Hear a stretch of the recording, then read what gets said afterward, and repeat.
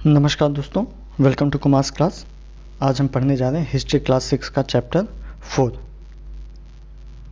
ठीक है, तो चलिए शुरू करते हैं। मैं जो भी पढ़ा रहा हूँ आपको, ये सारी चीज़ें ये ओरिजिनल टेक्स्ट बुक से है। इसमें कुछ भी मैंने अभी तक ऐड नहीं किया है अपने से। तो जो भी चीज़ें हैं मैं सिर्फ टेक्स्ट बुक समझा रहा हूँ आपको, बेसिक्स जो भी हैं क्लास 6 की। ठीक है, तो चलिए शुरू करते हैं। पहले चैप्टर में बस यही है कि किताबें क्या बताती हैं, हमें किताबें और कब्रें कैसे क्या बताती हैं, उन्हीं के बारे में। मेन जो इस सब्जेक्ट पे फोकस किया गया है वो वेदों के बारे में किया गया है, कौन सा वेद है और वेदों से हमें क्या जानकारियाँ मिलती हैं। तो चलिए देखते हैं कि दुनिया के जो सबसे प्राचीनतम ग्रंथों में से है उसमें क्या है। तो वेद के बारे में हमने जो सुना है कि वेद 4 होते हैं। ठीक है, कौन कौन से? ऋग्वेद, सामवेद, यजुर्वेद तथा अथर्ववेद। और जो सबसे पुराना वेद है ऋग्वेद माना जाता है, जो सबसे पुराना है, जिसकी रचना लगभग 3500 साल पहले की गई थी। ठीक है, ऋग्वेद में 1000 से ज़्यादा प्रार्थनाएं हैं जिन्हें क्या कहा गया है? सूक्त कहा गया है। 1000 से ज़्यादा प्रार्थनाएं हैं जिन्हें सूक्त कहा गया है। सूक्त का मतलब ये होता है कि अच्छी तरह से बोला गया, मतलब इसमें कुछ भी लिखा हुआ नहीं था। ये सारी चीज़ें क्या थी? ये बोली हुई थी। एक जो गुरु होते थे वो दूसरे अपने शिष्यों को सिर्फ बोल बोल के याद करवाते थे, कंठस्थ करवाते थे। ठीक है, इसमें देवी देवताओं की स्तुतियाँ रची गई हैं। और जो इनमें सबसे महत्वपूर्ण देवता थे वो क्या क्या थे? एक अग्नि, इंद्र और सोम। अग्नि आग के देवता, इंद्र जो थे वो हमारे बारिश के और युद्ध के देवता थे, और सोम जो थे वृक्ष थे, पौधे। ठीक है, इनसे एक खास पेय पदार्थ बनाया जाता था जिसे सोम रस कहा जाता था। ठीक है, और वैदिक प्रार्थनाओं की रचना ऋषियों ने की थी। किसने की थी इसकी रचना? ऋषियों ने की थी। वही जैसे मैंने बताया कि अभी 7 स्वर पाठ कंठस्थ करवाए जाते थे अपने शिष्यों को। ठीक है, जो ऋग्वेद की भाषा थी वो कैसी थी? प्राक भाषा थी, संस्कृत और वैदिक कही जाती थी इसे। ये जो आजकल हम लोग पढ़ते हैं संस्कृत, ये इससे थोड़ी अलग थी, उस वक्त की संस्कृत भाषा। ठीक है, और इसमें दिया है कि संस्कृत और अन्य भाषाएं। थोड़ा भाषा के बारे में बात हुई है तो हम देखते हैं कि संस्कृत और बाकी कौन कौन सी भाषाएं होती हैं। ठीक है, और उनकी किस परिवार की भाषाएं हैं, कहाँ से ली गई हैं। ठीक है, जो संस्कृत भाषा है वो भारोपीय भाषा परिवार का हिस्सा है। भारोपीय मतलब भारत और यूरोपीय भाषा परिवार का हिस्सा है। इसकी और भी जो कई भाषाएं हैं वो कौन कौन सी है? आसमिया, गुजराती, हिंदी, कश्मीरी और सिंधी एशियाई भाषा। ये सारी क्या है? भारोपीय भाषा परिवार की भाषाएं हैं। जैसे फारसी, यूरोप की बहुत सी भाषाएं जैसे अंग्रेजी, फ्रांसीसी, जर्मनी, यूनानी, इतालवी, स्पेनिश आदि इसी परिवार से जुड़ी हुई सारी भाषाएं हैं।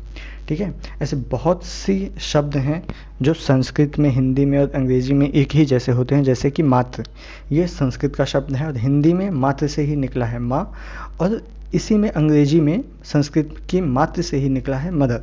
ठीक है, कुछ भाषाएं जो पूर्वोत्तर प्रदेशों में और तिब्बत वर्मा परिवार की भाषाएं हैं, जैसे कि तमिल, तेलुगु, कन्नड़ और मलयालम, ये सारी द्रविड़ परिवार की भाषाएं हैं।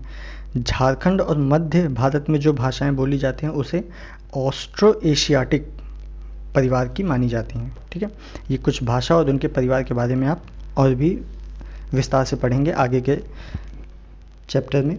तो आइए पढ़ते हैं कि इतिहासकार ऋग्वेद का अध्ययन कैसे करते हैं। जो इतिहासकार हैं वो कैसे करते हैं? देख, एक तो शब्द हमने सीखा था पुरातत्वविद। पुरातत्ववेत्ता कैसे कहते हैं? जो कि किसी चीज़ के बारे में जानकारी इकट्ठा करते हैं, स्रोतों से जानकारियाँ प्राप्त करते हैं। वो कोई वस्तु हो सकती है या कोई भी चीज़ हो सकती है। लेकिन जो इतिहासकार होते हैं वो इसके बारे में जानकारी इकट्ठा करते हैं, वस्तुओं से तो करते ही हैं, भौतिक अवशेषों के अलावा वो लिखित स्रोतों से भी जानकारियाँ इकट्ठा करते हैं। जो भी लिखित स्रोत हैं, जैसे कि ऋग्वेद जब लिखा गया तो उससे उनको जानकारियाँ जो प्राप्त हुई उन्हीं को कहा गया इतिहासकार। ठीक है, और भी क्या है? ऋग्वेद के कुछ सूक्त जो वार्तालाप के रूप में भी हैं। ठीक है, जो सिर्फ ऐसे सूक्त जो प्रार्थनाएं नहीं थे, लेकिन कुछ सूक्त क्या थे जो वार्तालाप के रूप में थे। उसमें से एक का एग्जाम्पल भी दिया गया है, आगे देखते हैं।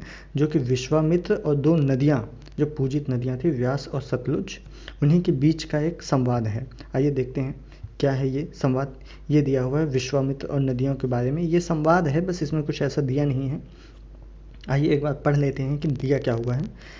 तो विश्वामित्र कहते हैं, हे नदियों, अपने बछड़ों को चाटती हुई 2 दमकती गायों की तरह, 2 फुर्तीले घोड़ों की चाल से पहाड़ों से नीचे आओ, इंद्र द्वारा दी हुई शक्ति से स्फूर्त तुम रथों की गति से सागर की ओर बह रही हो। तुम जल से परिपूर्ण हो और एक दूसरे से मिल जाना चाहती हो। तो नदियाँ क्या कहती हैं?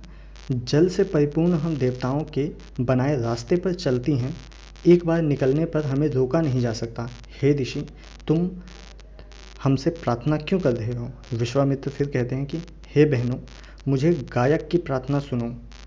मैं रथों और गाड़ियों सहित बहुत दूर से आया हूँ। कृपा करके अपने जल को हमारे रथों और गाड़ियों की धुरियों के ऊपर ना उठाओ, ताकि हम आसानी से उस पार जा सकें। फिर नदियाँ क्या कहती हैं? हम तुम्हारी प्रार्थना सुनेंगे, तुम सब सुरक्षित उस पार जा सकोगे। इतिहासकार यह बताते हैं कि प्रार्थना उस वक्त जो लिखी गई थी, यह सिर्फ जहाँ से नदियाँ बहती हैं ये उस क्षेत्र की हैं कि विश्वामित्र पार करना चाहते थे एक रास्ता, और उन्हीं के बारे में वो उससे नदियों से बात कर रहे हैं। ठीक है, और भी नदियों की जो ऋग्वेद में कुछ और नदियों की बात की गई है, जैसे कि सरस्वती, सिंधु और उसकी सहायक नदियाँ। कुछ नदियों की बात नहीं की गई है। गंगा और यमुना का उल्लेख सिर्फ एक बार हुआ है। ठीक है, ऋग्वेद में गंगा और यमुना का उल्लेख सिर्फ एक बार हुआ है। और ये ऋग्वेद जब लिखा गया तो कैसा लिखा गया, ये कुछ इस तरीके से दिखता था। ऋग्वेद एक पांडुलिपि प्राप्त हुई है, जो कि पांडुलिपि के बारे में हमने फर्स्ट चैप्टर में ही पढ़ा था। भुज वृक्ष की छालों पर लिखी जाती थी ये। ठीक है, और ये पांडुलिपि ये जो पाई गई है कहाँ पे? ये कश्मीर में आज से लगभग 150 साल पहले पाई गई थी, और ये अभी इस वक्त ये महाराष्ट्र के पुणे में एक पुस्तकालय में सुरक्षित रखी गई है। ठीक है, और देखते हैं कि मवेशी, घोड़े और रथ का स्रोत क्या था, कैसे वो होते थे उस वक्त में, कैसे मिलते थे हमें। ऋग्वेद में जो मवेशी, बच्चे, खासकर पुत्र और घोड़ों की प्राप्ति के लिए अनेक प्रार्थनाएं लिखी गई हैं। ठीक है, लिखी गई क्यों गई हैं कि जो लड़ाइयाँ होती थी इसमें मवेशी जीत कर लाए जाते थे। और लड़ाइयाँ होती कैसे थी? ज़मीन के लिए भी लड़ाइयाँ लड़ी जाती थीं। जहाँ अच्छे चारागाह हो उस जगह पे कब्जा करने के लिए लड़ाइयाँ लड़ी जाती थीं। जौ जैसी जल्दी तैयार होने वाली फसलें जिस जगह पर उपजाऊ होती थीं उस ज़मीन के लिए लड़ाइयाँ लड़ी जाती थीं। कुछ लड़ाइयाँ पानियों के लिए भी लड़ी जाती थीं। ठीक है, और उससे क्या होता था, स्रोत और लोगों को बंदी बनाने के लिए भी कुछ लड़ाइयाँ लड़ी जाती थी। लोगों को बंदी बनाया जाता था, उन्हें दास बनाया जाता था। और जो युद्ध में जो भी धन जीता जाता था उसका कुछ भाग सरदार रख लेता था और कुछ हिस्सा पुरोहितों को दे दिया जाता था, जो बाद में ब्राह्मण कहलाए। ठीक है, कुछ हिस्सा पुरोहितों को दिया जाता था, शेष जो हिस्सा बचता था वो आम लोगों में बांट दिया जाता था। कुछ धन को यज्ञ के लिए भी प्रयुक्त किया जाता था। ठीक है, और जो यज्ञ होता था उसमें देवी देवताओं को आहुतियाँ दी जाती थी। आहुतियाँ, ये आहुतियाँ होती क्या थी? इसमें घी, अनाज और कभी कभी जानवरों की भी आहुतियाँ दी जाती थी। आहुति मतलब बलि। ठीक है, और इस युद्ध में अधिकांश पुरुष ही भाग लेते थे और इनकी कोई स्थायी सेना नहीं थी। जब भी ऐसा कोई अवसर होता था लोग मिलते जुलते रहते थे, युद्ध वगैरह और शांति के विषय में सलाह मशवरा करते रहते थे, लेकिन ऐसा कुछ सेना जैसा कुछ नहीं था। ठीक है, और लोग ही अपना सरदार चुनते थे। जो बहादुर और कुशल योद्धा होता था उनमें से लोग ही अपना सरदार चुनते थे। और लोगों की विशेषता बताने वाले शब्द, कुछ शब्द हैं जो लोगों की विशेषता बताते हैं। इनके बारे में कुछ ज़्यादा तो नहीं दिया गया है, फिर भी देख लेते हैं क्या दिया गया है।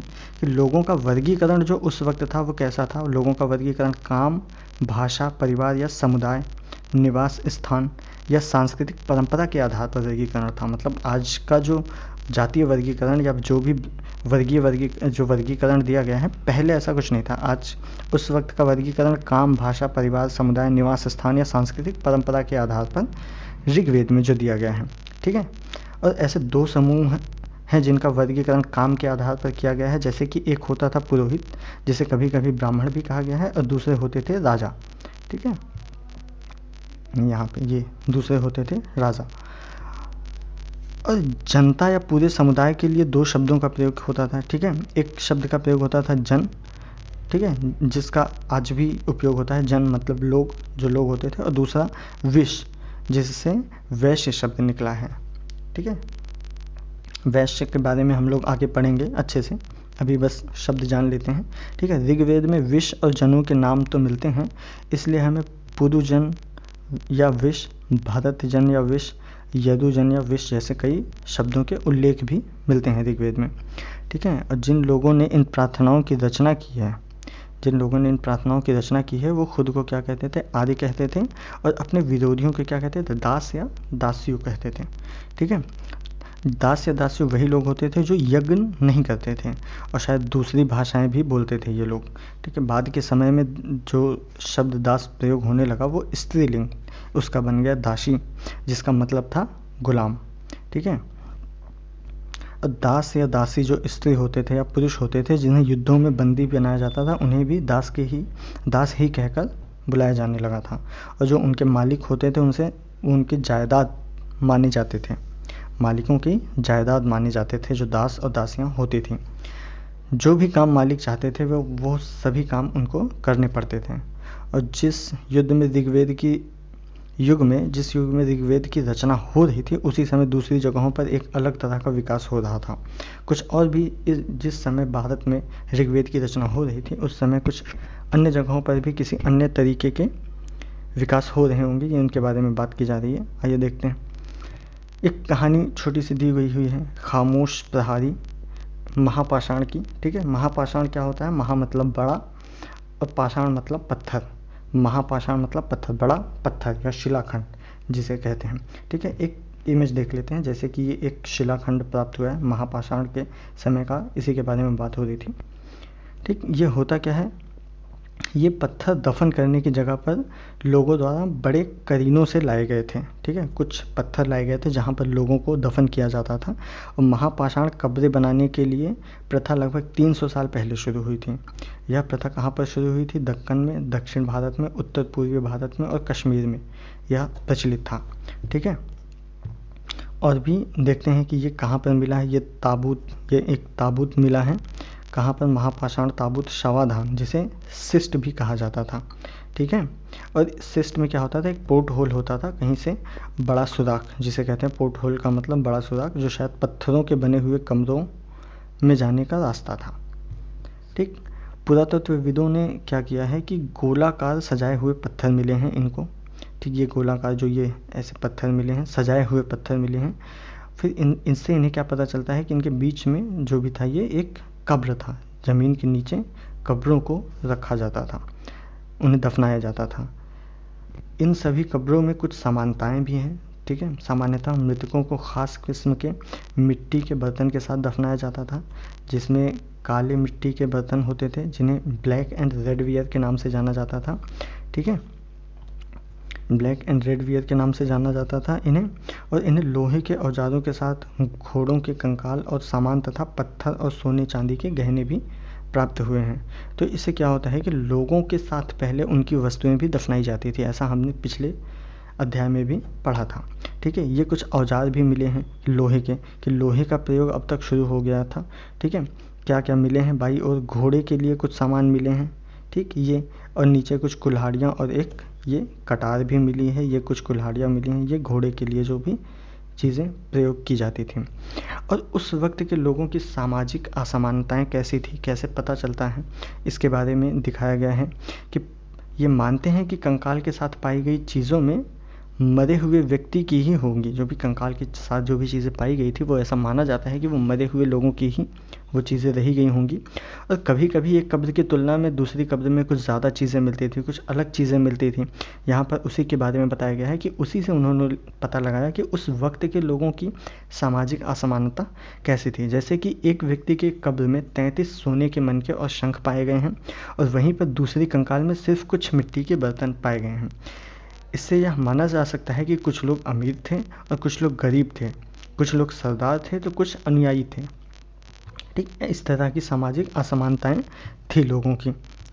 और कभी कभी महापाषाणों में एक से अधिक भी कंकाल मिलते थे। ठीक है, एक से अधिक कंकाल मिलते थे, और जहाँ एक ही स्थान पर अलग अलग समय पर दफनाया जाता था। ऐसा होता कैसा था, जैसे अभी हमने उस चित्र में देखा था कि पोर्ट होल के रास्ते वो लोग कब्रों में लाकर दफनाया जाता था लोगों को।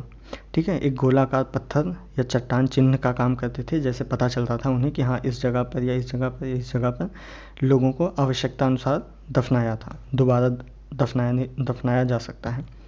ठीक है, अब कंकालों के बारे में हमें क्या पता चलता है, कंकालों से के अध्ययन हम कैसे कर सकते हैं। तो इससे पता चलता है कि जो छोटे आकार के कंकाल होते थे, इससे पता चलता इससे पता चलता था कि जो छोटे आकार के कंकाल हैं वो किसी बच्चे के कंकाल हो सकते थे। लेकिन हम ये कैसे पता लगा सकते हैं कि जो कंकाल मिले हैं वो किसी स्त्री के कंकाल हैं या पुरुष के कंकाल हैं? तो एक तो तरीका था कि कंकाल के साथ जो भी सामान मिलता था उसके आधार पर हम ये पता लगा सकते थे कि ये स्त्री के कंकाल हैं या पुरुष के सामान्य कंकाल हैं, क्योंकि उनके साथ उनके साथ सामान की भी वस्तुएं दफनाई जाती थीं। और एक दूसरा तरीका था कि उनकी हड्डियों से हम समझ सकते थे, ठीक है, जिसे आज आधुनिक समय में भी इसका प्रयोग किया जाता है, आधुनिक अध्ययन पर आधारित है, ठीक है। बस एक छोटी सी इन्फॉर्मेशन दी गई है। आज से 2000 साल पहले चरक नाम के प्रसिद्ध वैद्य ने चिकित्सा शास्त्र में चरक संहिता किताब की रचना की थी, ठीक है, जिसमें उन्होंने मनुष्यों की 360 हड्डियों के बारे में बताया था, लेकिन बाद में ये 206 मानी गई। ऐसा माना जाता है कि उन्होंने दांत और हड्डियों के जोड़ों को भी उसमें गिना था, ठीक है। एक ये छोटी सी इन्फॉर्मेशन दी गई है थी कि पहले एक किसी गांव का चित्र दिया गया, वहाँ के गांव में पहले क्या मिला है पुरातत्ववेदों को, तो इनमें गेहूँ, जौ, चावल, दाल, बाजरा, मटर और तिल के बीज भी मिलते हैं। मतलब लोगों की कृषि बढ़ रही थी, कैसे होते हैं। कुछ जानवरों की हड्डियाँ भी मिली हैं, जिससे पता चलता है कि जानवरों को भी पाला जाने लगा था, ठीक है। कुछ जानवर कई हड्डियों पर काटने के निशान भी मिले हैं, ठीक है।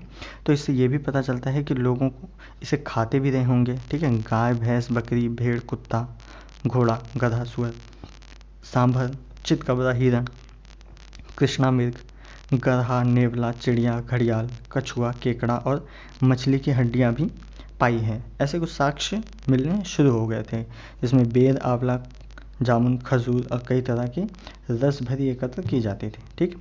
और लास्ट में एक दिया गया है अन्यत्र में कि उस वक्त चीन में क्या हो रहा था, कैसी चीज़ें हो रही थी। कि आज से लगभग 3500 साल पहले चीन में लेखन की कला के सबसे पुराने उदाहरण मिले हैं, ठीक है। यहाँ पर जानवरों की हड्डियों पर लिखा गया था, देखिए, इससे भविष्यवाणी करने वाली हड्डियाँ कहा जाता था। जो जानवरों की हड्डियाँ मिली हैं उन्हें भविष्यवाणी करने वाली हड्डियाँ कहा जाता था, ठीक है। ये भविष्य बताती थी। राजा लोग लिपिकारों से इन हड्डियों पर सवाल लिखवाते थे कि वो क्या युद्ध में जीतेंगे, फसलें अच्छी होंगी कि नहीं, क्या उन्हें पुत्र होंगे कि नहीं। इस तरीके के सवाल वो हड्डियों पर लिखवाते थे और फिर इन हड्डियों को आग में डाल दिया जाता था। तो जो आग की गर्मी से ये हड्डियाँ चटकती थी, दरारें पड़ती थीं, उनसे ही ये भविष्यवक्ता जो होते थे इन दरारों के माध्यम से देखकर इन दरारों को अपनी भविष्यवाणी करते थे। ऐसा ही था पहले, ठीक है। तो यहीं पर ये चैप्टर समाप्त होता है पूरा, जितना भी था, ठीक है।